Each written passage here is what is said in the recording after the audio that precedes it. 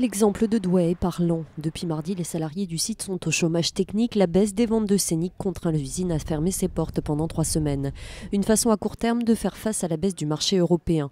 Mais la situation risque de se prolonger. La direction table sur l'amélioration de la compétitivité, avec notamment l'aide de l'État. Ce que je demande, c'est que les charges qui pèsent sur le travail aujourd'hui soient diminuées. Et qu'elles reviennent à un niveau compétitif. Et quand je parle de compétitivité, ici, je ne suis pas en train de parler de la Turquie ou du Maroc, je suis en train de parler de l'Allemagne. En plein salon de l'automobile, le moral de Renault est en berne, malgré la sortie de la Clio 4, produite en France mais aussi en Turquie. Pour le PDG, la délocalisation est parfois inévitable.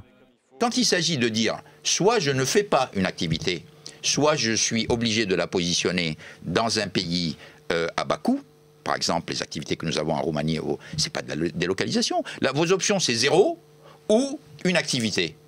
C'est pas je la fais en France ou je la fais au Maroc, c'est soit je la fais pas, soit je la fais au Maroc. Pour l'avenir, la marque table notamment sur l'électrique, un secteur soutenu par le gouvernement cet été. 1.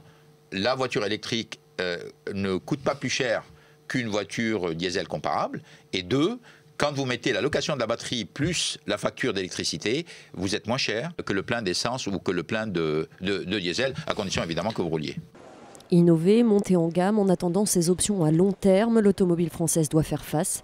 Et si Renault y a encore échappé, PSA a déjà opté pour le plan de restructuration.